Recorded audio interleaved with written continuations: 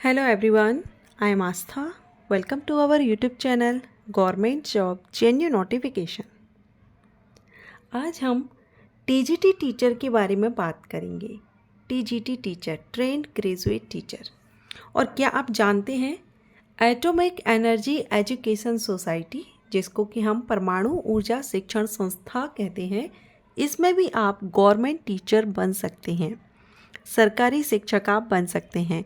आप में से बहुत से लोगों को इस बात की जानकारी नहीं होगी, क्योंकि कॉमनली अगर हम देखें तो हम जानते हैं कि KVS स्कूल में टीचर वैकेंसी आती है सेंट्रल लेवल पर, रेलवे स्कूल में वैकेंसी आती हैं, NVS जो नवोदय विद्यालय स्कूल्स हैं उनमें वैकेंसीज आ जाती है सेंट्रल लेवल पर, आर्मी स्कूल्स हैं जो डिफेंस में हैं इनमें सेंट्रल लेवल पर वैकेंसीज होती हैं।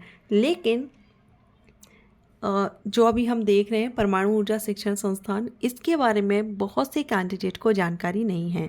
तो आज हम इस वीडियो में एटॉमिक एनर्जी एजुकेशन सोसाइटी, जिसको हम शॉर्ट में AEES कहते हैं, इसमें भी आप गवर्नमेंट टीचर बन सकते हैं और लगभग हर साल वैकेंसी रिलीज़ होती हैं, परमानेंट गवर्नमेंट जॉब होती है। और ऐसा नहीं है कि सिर्फ TGT के लिए वैकेंसी हो, इसमें TGT, PGT, PRT, principal means ये एक स्कूल में जो पोस्ट रहती हैं वो सभी आपको यहाँ पर देखने को मिलती हैं।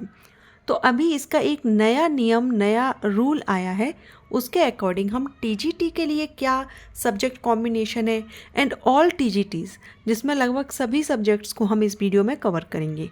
अब अगर आप प्राइमरी टीचर या PGT टीचर के लिए या अदर जो नॉन टीचिंग पोस्ट के लिए भी आप इंटरेस्टेड हो, कमेंट करके बताइएगा, मैं उस पर भी वीडियो अपलोड करूँगी। तो चलिए देखते हैं। और एक और बात यहाँ क्लियर करूँ कि ये जो वैकेंसीज जब आएंगी, क्योंकि अभी इसका न्यू रूल आ गया है तो बहुत जल्द आपको वैकेंसी देखने को मिलेगी। और जब इसमें वैकेंसी आएगी तो ऑल इंडिया के कैंडिडेट एलिजिबल होते हैं, सेंट्रल लेवल पर ये भर्ती होती है, परमानेंट जॉब अपॉर्चुनिटी आपकी रहेगी। तो चलिए देखते हैं। तो यहाँ पर आप देख रहे हैं परमाणु ऊर्जा शिक्षण संस्था में शैक्षिक कर्मचारियों की भर्ती नियम 2025, ये नया नियम लागू किया गया है। इसी के अकॉर्डिंग हम यहाँ पर TGT के लिए देखेंगे।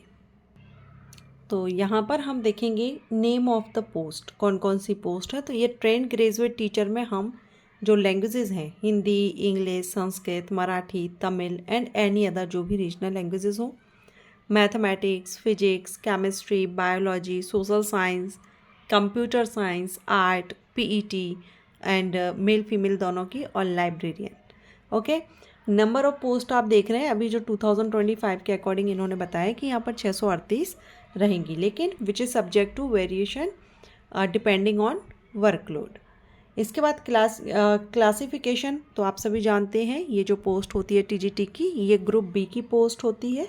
ग्रुप B के अंतर्गत ये पद आता है। सैलरी लेवल 7 से, जो आपकी एंट्री स्केल होती है ये आपकी लेवल 7 की होती है, जिसमें 44,900 से रहता है। लेवल 8 जो रहेगी ये आपकी सीनियर स्केल रहेगी, और जो सिलेक्शन स्केल है ये आपकी लेवल 10 रहेगी। तो ये आपकी, अगर हम एंट्री स्केल की बात करें, क्योंकि जब आपका सिलेक्शन होगा उस टाइम पर आपको लेवल 7 से ही सैलरी पे की जाएगी।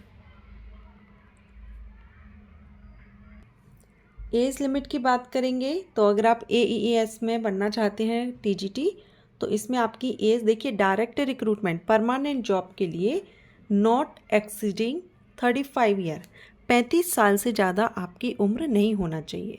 लेकिन यहाँ पर 5 साल की छूट मिल जाएगी। एक तो AES के जो भी एम्प्लॉयज़ होंगे उनको मिल जाएगी। For SC, ST, OBC, PWD candidate और ex serviceman and female candidate as applicable under the government of India, जो भी रूल्स फीमेल के लिए हैं वो यहाँ पर भी आपको एज में जो भी इंडिया गवर्नमेंट के द्वारा दी जा रही है वो आपको यहाँ पर दी जाएगी। अब बात करेंगे एजुकेशनल क्वालिफिकेशन की। तो सबसे पहले यहाँ पर TGT इंग्लिश, हिंदी, संस्कृत, मराठी, तमिल या एनी अदर मीन्स जो आपकी लैंग्वेज रहेगी, लैंग्वेज में अगर आप TGT बनना चाहते हैं तो फिर क्या क्वालिफ़िकेशन आपकी होनी चाहिए। तो यहाँ पर आपके पास बहुत सारे ऑप्शन हैं। फर्स्ट, या तो आपने 4 साल का इंटीग्रेटेड डिग्री कोर्स किया हुआ हो, कम से कम 50% मार्क्स के साथ में इन द कंसर्न सब्जेक्ट, जो भी आप जिससे भी आप करना चाह रहे हैं, टीजीटी बनना चाहते हैं, उसी सब्जेक्ट से आपका हो। 4 ईयर का इंटीग्रेटेड 50% मार्क्स के साथ, एंड आपका एग्रीगेट इंक्लूडिंग बीएड कंपोनेंट में, ठीक है। इसके अलावा सेकंड ऑप्शन आपके पास है कि बैचलर या ऑनर्स डिग्री आपने ली हुई है 50% मार्क्स के साथ रिलेटेड, जो भी आपका सब्जेक्ट है या कॉम्बिनेशन ऑफ सब्जेक्ट्स, जो भी इसमें कॉम्बिनेशन रहेगा, और आपका विथ बीएड आपका इसमें होना चाहिए। Degree from NCT recognised institute university कम से कम 50% मार्क्स के साथ, और 3 साल का अगर आपने इंटीग्रेटेड बीएड एमएड किया हुआ है 50% से, तो भी आप एलिजिबल हो जाएंगे। इसके अलावा ग्रेजुएशन आपने कंसर्न सब्जेक्ट में किया हुआ है, जो भी लैंग्वेज में आप टीजीटी करना चाहते हैं उसमें किया है कम से कम 50% मार्क्स के साथ, और 1 ईयर का अगर आपने बीएड किया हुआ है, स्पेशल एजुकेशन किया हुआ है आरसीआई से कम 50% मार्क्स के साथ, तो भी आप एलिजिबल हो जाते हैं।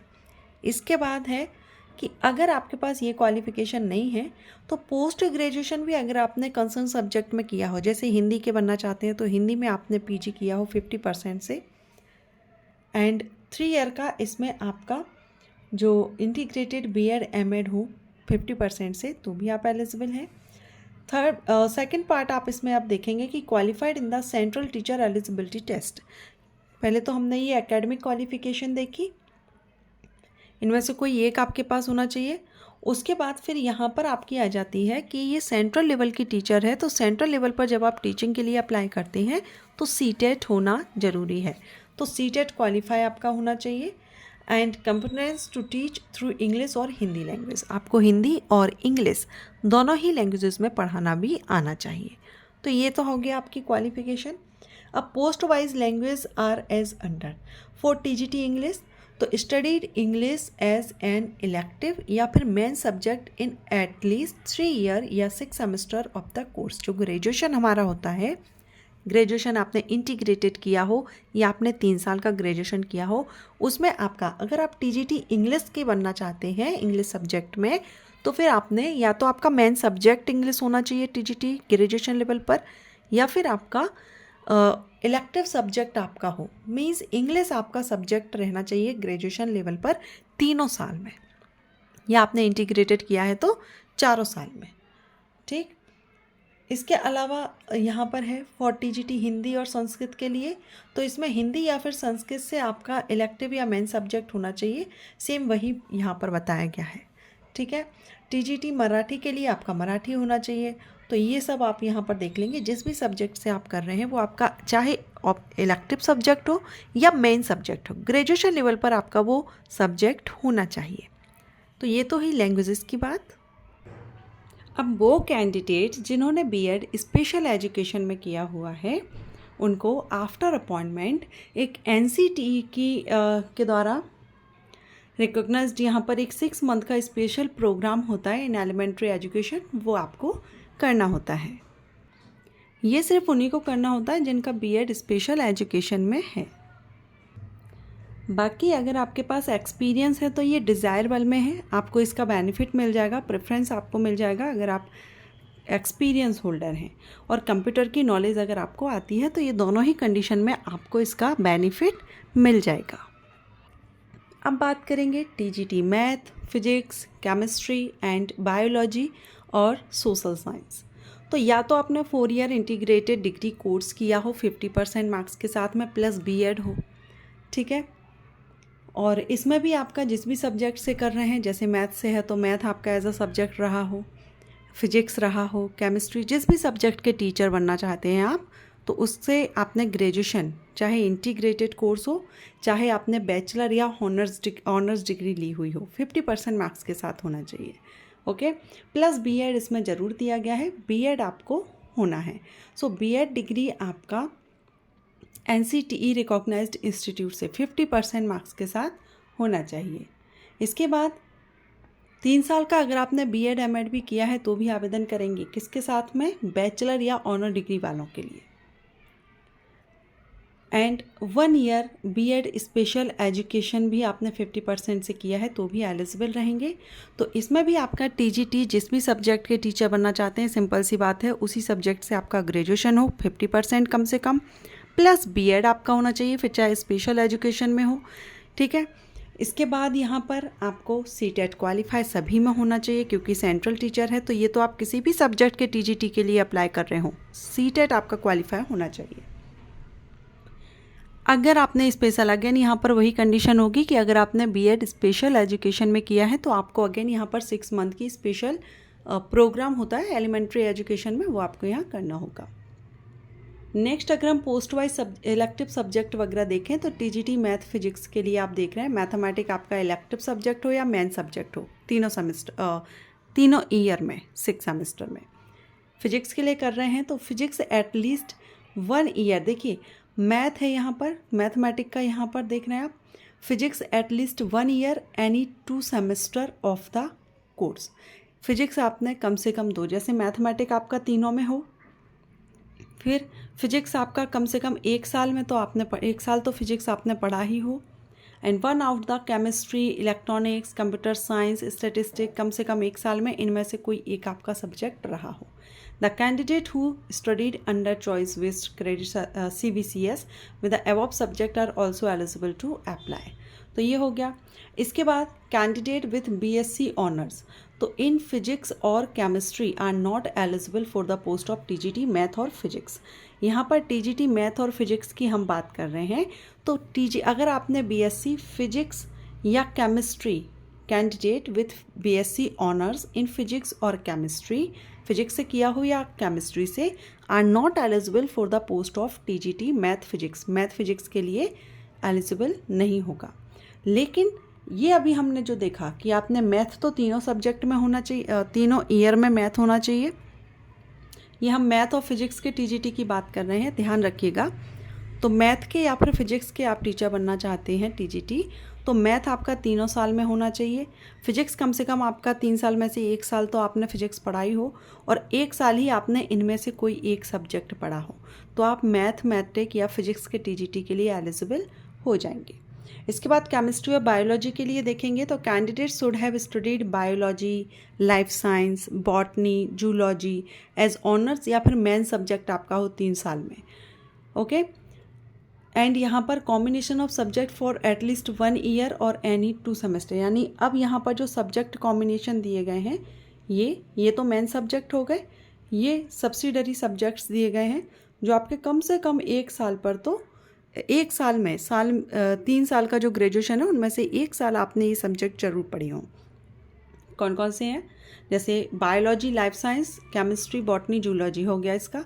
बॉटनी के लिए केमिस्ट्री और जूलॉजी हो गया। अगर आपका जूलॉजी मेन सब्जेक्ट है, मेन सब्जेक्ट जूलॉजी है, तो केमिस्ट्री एंड बॉटनी आपका सब्सिडरी सब्जेक्ट होना चाहिए जो कि कम से कम 1 साल आपने पढ़ा हो, ठीक है। द कैंडिडेट अगेन वही आ गया।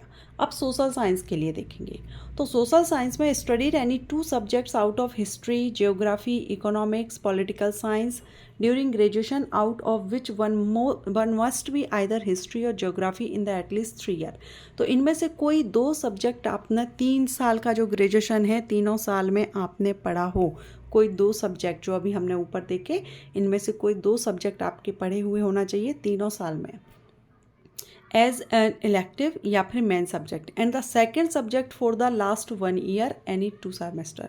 और जो लास्ट 2 आपने मेन्स पढ़े हों और जो लास्ट आपका सब्जेक्ट बचेगा वो कम से कम आपने लास्ट ईयर में पढ़ा हुआ हो, ठीक। और इसमें भी आपका एक्सपीरियंस वगैरह है तो प्रेफरेंस मिल जाएगा। कंप्यूटर साइंस के लिए देखेंगे तो आपने BSc कंप्यूटर साइंस में किया हो, BSc IT किया हो, BCA किया हो या इनके इक्विवेलेंट जो भी कोर्स किए हैं 50% से, तो आप TGT कंप्यूटर साइंस के लिए एलिजिबल हो जाते हैं।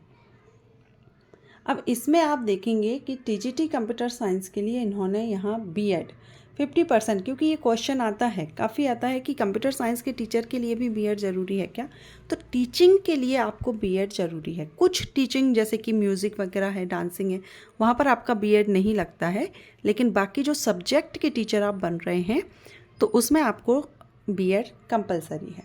तो आपने यहाँ पर 1 मिनट जैसे कि आप यहाँ देखेंगे, अगर आपने BE BTech भी किया है कंप्यूटर साइंस, IT इंजीनियरिंग वगैरह, कंप्यूटर इंजीनियरिंग में 50% से, तो भी आप एलिजिबल होंगे। या आपने A लेवल का आपने DOEACC मिनिस्ट्री ऑफ इंफॉर्मेशन से कम्युनिकेशन टेक्नोलॉजी में किया हुआ है, तो भी आप इसमें एलिजिबल होंगे। एंड आप देख रहे हैं B.Ed degree with at least 50% marks के साथ, ठीक है, तो B.Ed आपका रहेगा। इसके बाद TGT आर्ट की बात करेंगे तो बैचलर डिग्री आपने अगर drawing, painting, sculpture, graphic art, fine art में किया है 50% से, तो आप एलिजिबल हैं, प्लस B.Ed आपका रहेगा 50% के साथ में। TGT PET के लिए बात करें तो इसमें 4 ईयर इंटीग्रेटेड कोर्स या फिर आपने बैचलर डिग्री ली हुई हो फिजिकल एजुकेशन में, बैचलर ऑफ फिजिकल एजुकेशन आपने किया है, and sports offered by NCTE recognize institute से 50% के साथ, या फिर आपने ग्रेजुएशन किया हुआ हो एंड BPEd आपने ग्रेजुएशन कर लिया किसी भी उससे, एंड BPEd ऑफर्ड बाय जो NCTE है, NCTE के द्वारा जो ऑफर्ड किया गया है BPEd, ये आपने किया हुआ हो विथ एटलीस्ट 50% मार्क्स के साथ in graduation and BPEd separately, ठीक है, तो भी आप इसमें आवेदन कर सकते हैं। मीन्स 50% आपका ग्रेजुएशन में हो और BPEd में भी आपका 50% हो, आप आवेदन कर सकेंगे। इसके बाद लाइब्रेरियन का भी हम देख लेते हैं। लाइब्रेरियन के लिए bachelor degree in library science में 50% के साथ, या बैचलर डिग्री इन लाइब्रेरी या इंफॉर्मेशन साइंस में 50% मार्क्स के साथ, इसमें आपका B.Ed नहीं लगेगा।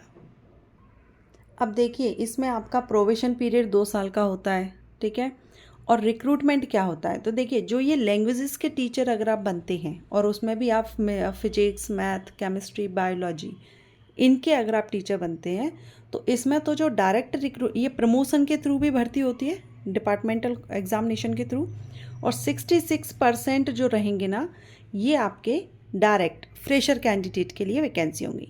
लेकिन जो TGT कंप्यूटर साइंस है, आर्ट है, PET है, लाइब्रेरियन है, ये 100% डायरेक्ट रिक्रूटमेंट रहती है। जितनी भी वैकेंसीज होंगी वो फ्रेशर कैंडिडेट के द्वारा ही फिल की जाएंगी, ये सीधी भर्ती होती है, तो ये आप यहाँ पर देखेंगे। सो ये आज के इस वीडियो में हमने जाना कि AEES में अगर आप गवर्नमेंट टीचर बनना चाहते हैं, जैसा कि अगर आप टीचिंग की आपने तैयारी की हुई है, CTET, TET या B.Ed आपने किया है, तो क्यों ना आप स्टेट एंड सेंट्रल लेवल पर ट्राई करें, क्योंकि जब हम टीचर बनने के लिए प्रिपरेशन करते हैं, तैयारी करते हैं, तो टीचिंग की लाइन बिल्कुल अलग होती है। इसमें आपको जैसे अदर के लिए तो आप ग्रेजुएशन के बाद आपके पास बहुत सी लाइंस ओपन हो जाती हैं, आप अप्लाई करते रहते हैं बैंक, रेलवे या अदर डिपार्टमेंट्स में, लेकिन टीचर बनने के लिए आपको B.Ed वगैरह करना होता है, या फिर प्राइमरी में है तो डिप्लोमा लेना होता है इस एजुकेशन में, इसके एलिमेंट्री एजुकेशन में। इसके अलावा फिर आपको TET, CTET वगैरह क्वालिफाई करने होते हैं, तो ये लाइन अलग हो जाती है। और जब आप इतने कोर्सेज करते हैं, इतने एग्ज़ाम क्वालिफाई करते हैं, तो उसके बाद आपके हाथ से एक भी मौका नहीं जाने देना चाहिए। जहाँ भी गवर्नमेंट टीचर की वैकेंसी हो और आप एलिजिबिलिटी रखते हो तो आवेदन ज़रूर किया कीजिए। तो अभी हम ये जो देख रहे हैं AEES में, ये आपको बहुत जल्द वैकेंसी देखने को मिलेगी, क्योंकि अभी न्यू रूल आ चुका है, जैसा मैंने अभी आपको बताया था। तो जब वैकेंसी आए मैं वीडियो अपलोड करूँगी, लेकिन आप भी वेबसाइट पर अपडेट रह सकते हैं और इसके लिए आप आवेदन जरूर कीजिएगा। आशा करती हूँ आपको ये इन्फॉर्मेशन अच्छी लगी हो, तो वीडियो को लाइक करें। Thank you.